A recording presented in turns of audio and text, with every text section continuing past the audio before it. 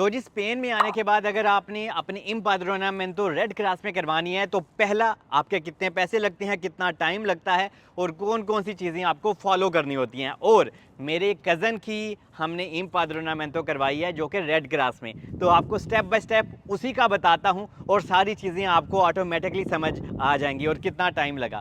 और यहाँ पे कुछ लोग आपको ऐसी वीडियोज़ बना के बता देते हैं जो स्पेन को भी नहीं पता होता। तो इस वजह से जो हकीकत है, और अभी सितंबर का महीना चल रहा है, आपको पता है 2026, तो नई से नई चीज़ यहाँ पे आती रहती है, तो आपको सारी चीज़ें मैं A to Z गाइड करने लगा हूँ। और अगर तो आप मेरे चैनल पे किसी भी तरह से आ गए हैं तो इसको सब्सक्राइब ज़रूर करिएगा और वीडियो को लाइक भी करिएगा और हाइप के ऊपर भी प्रेस करके मुझे पॉइंट्स दीजिएगा, क्योंकि इससे मुझे मोटिवेशन आता है और मेरा और दिल करता है कि आप लोगों के लिए और अच्छी अच्छी वीडियोज़ लेके आता रहूँ। समझ लें आप स्पेन में आ गए हैं और स्पेन में आने के बाद आपको अपनी इम्पाद्रोनामेंटो ज़रूर करवानी होती है, क्योंकि उसके बाद ही आपका टाइम स्टार्ट होता है डॉक्यूमेंट्स लेने का।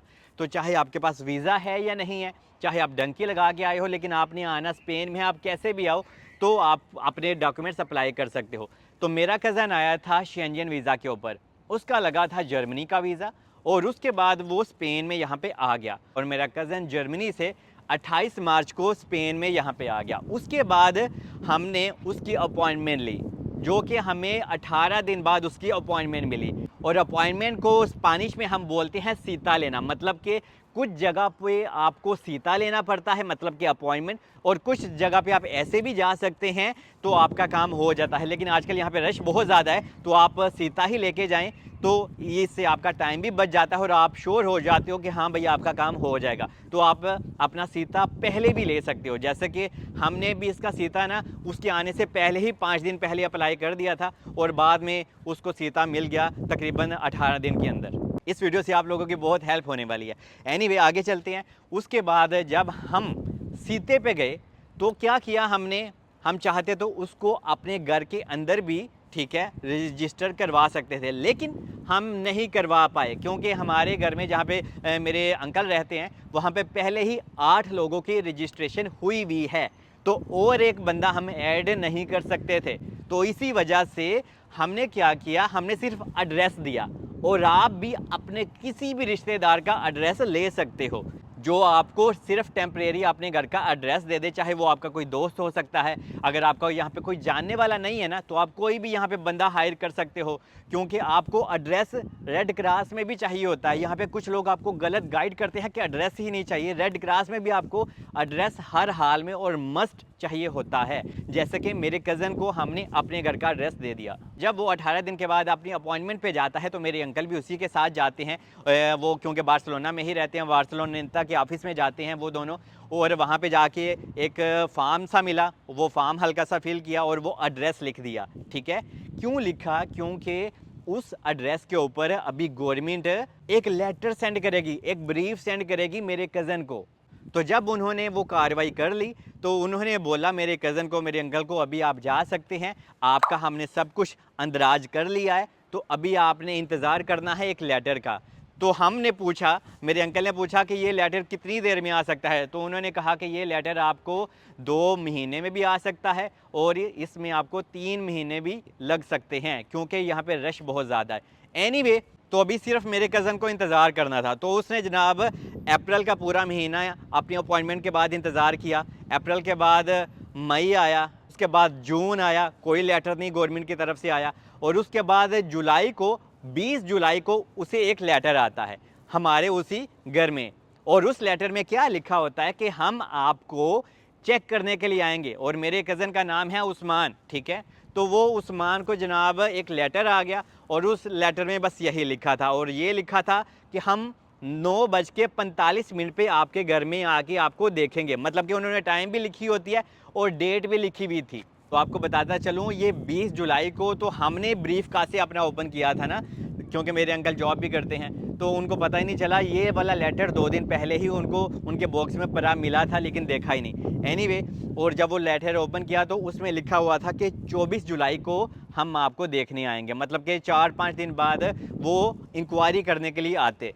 तो मेरा कज़न वहीं पे सोता था, कोई मसला मसाइल तो था नहीं। तो जनाब वो सुबह सुबह एग्जैक्ट टाइम पे 24 जुलाई को वो उसको इंक्वायरी करने के लिए आते हैं और सिर्फ एक ही लेडी आती है, कोई पूरा डाला नहीं पुलिस वाले नाल आ जाता है, क्योंकि यहाँ पे कुछ लोग क्वेश्चन करते हैं कि यार पुलिस वाले आते हैं क्या, तो नहीं, वो सिविल वर्दी में थी वो लेडी और उसने आके उस्मान से उसका पासपोर्ट मांगा, हाँ भाई पासपोर्ट दो। उसके पास, उस लेडी के पास कोई पेपर था अपना जो कार्रवाई करने वाला, उसने वहाँ पे उसका नाम पता और सिग्नेचर लिया और उसने बोला अभी आपको फिर से इंतज़ार करना है एक और लेटर का। और उस लेडी ने बोला कि जब वो लेटर आएगा आपको, उसके बाद दोबारा आपने हमारे ये बार्सिलोनेटा के ऑफिस में जाना है जहाँ से आपने अपना ये प्रोसेस स्टार्ट करवाया था। तो बेचारा उस्मान फिर से इंतज़ार करता है और यही प्रोसेस है, ठीक है, क्योंकि आपको दोबारा इंतज़ार करना ही पड़ता है। और उसके बाद जनाब 27 अगस्त को, मतलब कि 4-5 दिन पहले, तो जो 27 अगस्त को उस्मान को लेटर मिला, ये वही लेटर था जिसका इंतज़ार बहुत बेसब्री से होता है,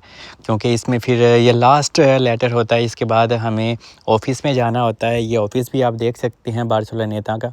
तो आपको अजुंतामेंतो के ऑफ़िस में जाना होता है, इसको अजुंतामेंतो का ऑफ़िस बोलते हैं। तो मेरे अंकल उसको यहीं पे लेके आए, क्योंकि यहीं पे फिर ये लास्ट और फाइनल प्रोसेस होता है आपकी इम्पाद्रोनामेंतो का। तो इसके बाद आपकी इम्पाद्रोनामेंतो हो जाती है। तो जब ये मेरे कज़न को 27 अगस्त को ये लेटर मिल गया और उसके बाद दोबारा से अंकल इसको उस ऑफ़िस में लेके गए, जैसा कि वो गवर्नमेंट की लेडी ने बोला था कि आपको एक फिर से लेटर आएगा तो आपने दोबारा ऑफिस आना है। और वहाँ पे ऑफिस में गए, सुबह सुबह 10 बजे के करीब गए और वहाँ पे जनाब टोकन लिया, अपनी बारी का इंतज़ार किया और जब बारी आई तो सिर्फ 5 से 10 मिनट लगे, उस्मान को उसकी इम्पाद्रोनामेंतो का लेटर दे दिया कि हाँ भाई तुम आज़ाद है, तुम्हारा प्रोसेस हो गया है। तो ये प्रोसेस होता है रेड क्रॉस का। तो आप देखें कि उस्मान बहुत लकी रहा कि फिर भी इसका 4 से 5 महीने के अंदर ये प्रोसेस हो गया, क्योंकि बार्सिलोना में आपके 6-6 महीने भी कभी कभी आराम से लग जाते हैं। कोई इंसान आपको कहे ना कि 1 महीने में आपका हो जाएगा ये पूरा प्रोसेस, तो नहीं, ऐसा झूठ है, क्योंकि यहाँ पे रश होता है तो 4 से 5 महीने आपके आराम से लग सकते हैं।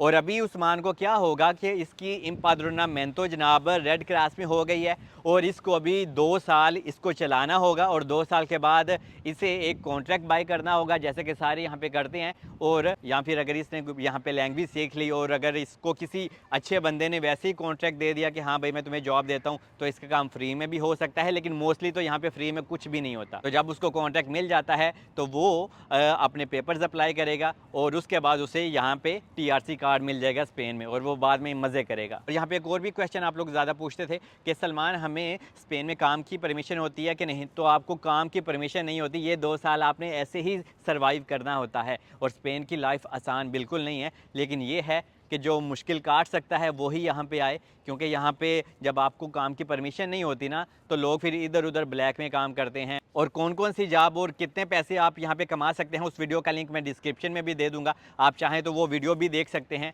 और उससे आपकी काफ़ी हेल्प भी हो जाएगी। लेकिन लोग अपना 2 साल तक इधर उधर गुजारा कर भी लेते हैं, ठीक है, कोई इतनी कोई अनोखी बात नहीं है, सारी दुनिया ही करती है। तो ये तो मेरे कज़न की स्टोरी होगी। तो अगर आप भी स्पेन में आते हैं तो आपको ऐसा ही करना है, आपको भी एक एड्रेस चाहिए होता है, चाहे वो आप पैसे ले दे के हासिल करें या किसी भी तरह से करें, लेकिन आने से पहले आप अपने रिश्तेदारों को और दोस्तों को ज़रूर आजमाएं कि हाँ भाई क्या आप मुझे सिर्फ टेम्परेरी अपना एड्रेस दे सकते हो। अगर वो आपसे ये कह देते हैं कि आपको वो एड्रेस दे दें तो ये बहुत ही बड़ी एक अनायत होगी और उनकी मेहरबानी आपके ऊपर होगी। और अगर वो आपकी मदद नहीं करते तो समझ लें स्पेन में आपको परेशानी नहीं होती अगर आपकी पॉकेट में पैसा है, क्योंकि अगर आपकी पॉकेट में पैसा है तो स्पेन पूछता है कैसा है, तो इस वजह से आपके सारे काम हो जाते हैं। और अभी ये भी बता दूं कि एजेंट लोग आपसे कितने पैसे डिमांड कर सकते हैं अगर आपने रेड क्रॉस में जाना है और वो आपको अपना टेम्परेरी एड्रेस देते हैं, तो 250 यूरो से लेकर 300 यूरो तक की वो डिमांड आपसे कर सकते हैं। यही अमाउंट मेरे कज़न उस्मान को भी पे करना पड़ती, लेकिन जैसा कि हमारा अपना घर है मेरे अंकल का, तो इसको कुछ भी पे नहीं करना पड़ा। और ढूंढने से आपको यहाँ पर बहुत सारी एजेंट और चीज़ें मिल जाती हैं। हालाँकि ये जो आप पार्क देख रहे हैं छोटा सा कबूतरों वाला, ये भी बहुत फेमस है, ये प्लाजा कतलान के पास है बार्सिलोना में ही। तो यहाँ पे भी इसके करीब आपको काफ़ी एजेंट लोग मिल जाते हैं, लेकिन आपको अपनी पूरी तहकीक करनी है कि यहाँ पे लोग पैसे लेके भी आप लोगों से धोखाधड़ी कर जाते हैं। तो लेकिन आपका काम हो जाता है, ये सबसे अच्छी बात है। बाकी स्टे ब्लेस्ड, होप कि आपको इस वीडियो से काफ़ी हेल्प हुई होगी। मैंने A to Z बता दिया और मुझे नहीं लगता कि मैंने कोई चीज़ मिस की। अगर मैं फिर भी कुछ मिस कर गया हूँ आप कमेंट्स में लिख सकते हैं, कोशिश करूँगा मैं उसी टॉपिक के ऊपर या तो वीडियो बना दूँ या आपको रिप्लाई दे दूँ। बाकी स्टे ब्लेस्ड, दुआ में याद रखें।